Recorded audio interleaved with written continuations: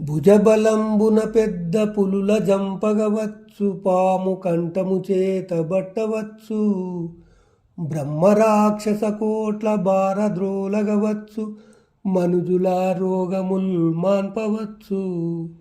జివ్వకిష్టముగాని చేదు మృంగగవచ్చు, పదును ఖడ్గము చేత నదుమవచ్చు, కష్టమొందుచు ముండ్ల కంపలో జొరవచ్చు, తిట్టుబోతుల నోళ్ళు కట్టవచ్చు. పుడమిలో దుష్టులకు జ్ఞాన బోధ తెలిపి, సజ్జనుల జేయలేడెంత చతురుడైనా.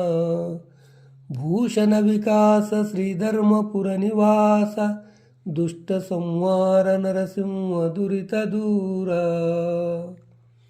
భావము: ఓ నరసింహస్వామి, భుజబలముతో పులుల్ని చంపవచ్చు, పాము యొక్క మెడను చేతితో పట్టవచ్చు, కోటాను కోట్ల బ్రహ్మరాక్షసుల్ని తరిమివేయవచ్చు, మనుషుల రోగాలు పోగొట్టవచ్చు, విషాన్ని మృంగవచ్చు, పదునైన కత్తిని చేతితో అదిమి పట్టవచ్చు, కష్టపడి ముళ్ళకంపలో దూరవచ్చు, తిట్లు తిట్టే మూర్ఖుల నోళ్ళు కట్టవచ్చు.